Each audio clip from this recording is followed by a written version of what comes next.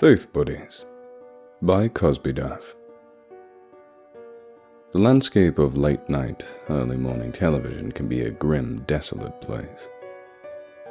I can't tell you how many times I've found myself awake at 4 a.m. watching an infomercial for something like boner vacuums or facial cleansers and asking myself, why am I watching this? Where did I go wrong in my life? I think television has become a lot more dull in recent years because everything is held under such tight reins by sponsors. With everything being monitored like it is, people can't get away with things like they used to. Maybe that's a good thing. But if one has spare time and is willing to wade through the crap, there is the occasional kernel of interest to be found. From my experience, I usually come across these in public access, international and religious channels. The show I'm going to talk about is one of the third variety. It was a humble little show by the name of Faith Buddies, a show featuring interactions between children and puppets, along with Bible stories and songs. Not terribly well made or ambitious, it was little more than a second-rate Sesame Street with Bible lessons thrown in. If you've ever seen things like Junior Christian Science Bible Lesson or Wiser Family Puppets, it's that sort of show with a similar unnerving feel to it. Much like Sesame Street, except it leaves you feeling mildly uncomfortable. But that's not to say it didn't have its own unique quality to it. Boy, did it ever.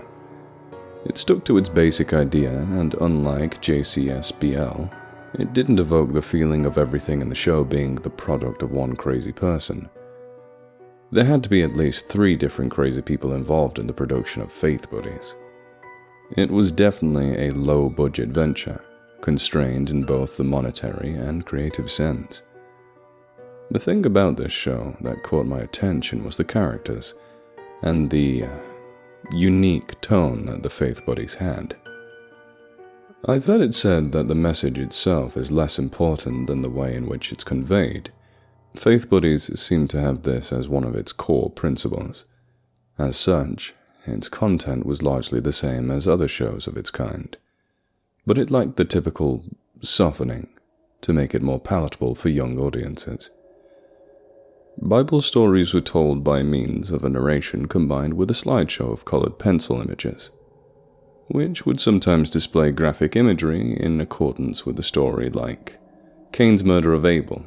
They didn't skimp on the blood like most do. People drowning in the story of Noah's Ark. The plagues of Egypt, especially this one. Trials of Job. Numerous appearances of Satan, not actually graphic, but notably darker and more serious than the other depictions. They didn't censor the words either. If you kept a keen ear, you'd sometimes hear bastard or ass. Always in a biblical context, of course, but it catches your attention. Though I suppose in this current time, where 7-year-olds play games like Resident Evil, none of this is all that shocking. So about the characters. First, there's the main character of sorts, Pinky. Oh god, Pinky. Where do I start? Imagine Kermit without his neck frill, with a big, lumpy head and colored pink. That's basically Pinky. Also notable was his eyes. His pupils were slightly too small and unfocused. Normally this wouldn't be important, except that they like to end the show by zooming in on Pinky's face. The character was referred to as a he, but I could never tell whether his voice actor was a man or a woman. Either way, they gave Pinky a bizarre voice, and it didn't help that he would often give his sentences a painfully drawn-out delivery at random. I can only guess that this was done to ensure that the dumb kids get it, as Pinky had a tone bordering on condescending. Pinky was like the alpha puppet, and the show gravitated around him. Whenever one of the kids or the other puppets had a question, they would turn to Pinky for his insight. Though Pinky was typically shown with a Bible and would give verses most of the time, there would be other times where he didn't mention the Bible at all, and seemed to be giving answers on a whim. The first thing that caught my attention about the show was that Pinky's character had a distinct lack of warmth or empathy. which only got worse as the show continued. Pinky would give answers, but they would be very blunt and strangely defensive. Questions about hardships were swiftly answered with things like, "Be careful with questions like that," or "Don't question God's ways." Pinky was very fond of the latter statement, and would use it as his way of telling people to shut up. The other two puppets were Bertie and Goethe. There were others that would show up when needed, but these were the main three that were present on every episode. Bertie was a blue hippo, and Goethe was a green fuzzy bird. They were both little more than dim-witted idiots whose sole purpose was to be the foil for Pinky. They would get curious about something, come to faulty conclusions, and then the kids would take them to Pinky to set their dumbasses straight. Pinky would give them a weird, disjointed lecture, and they would change their opinion.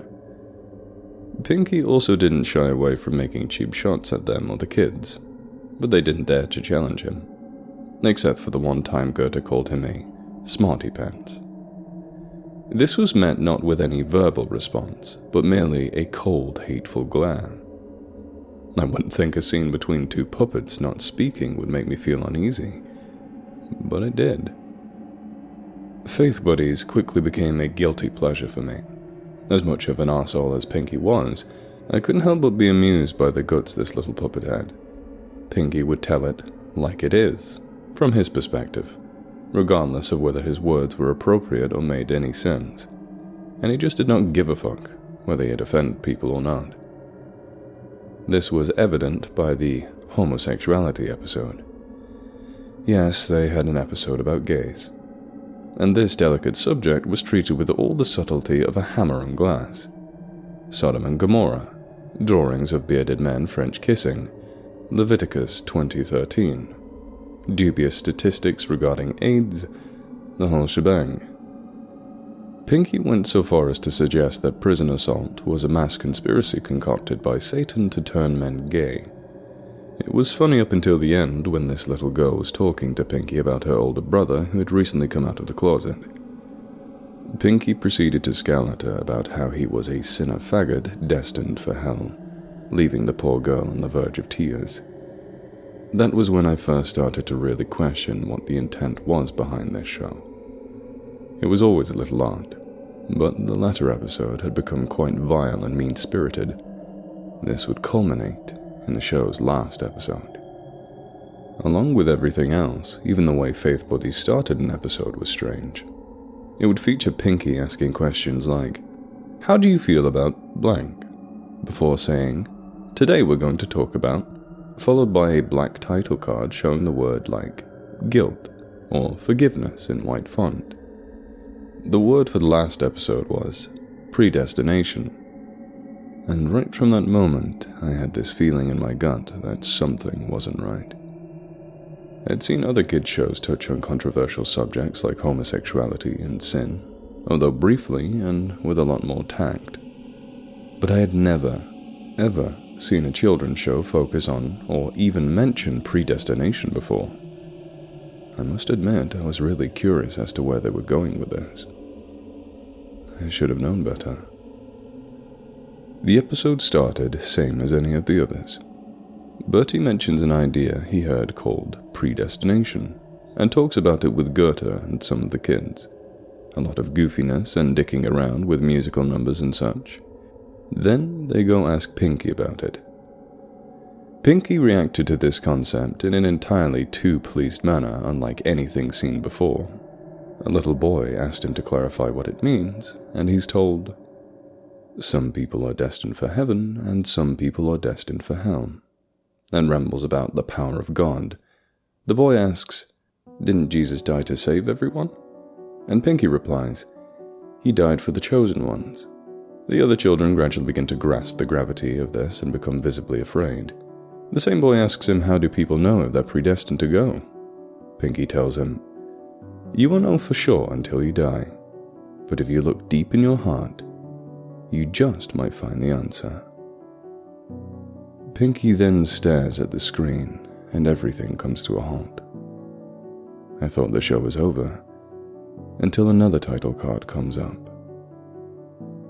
There's no redemption for the damned.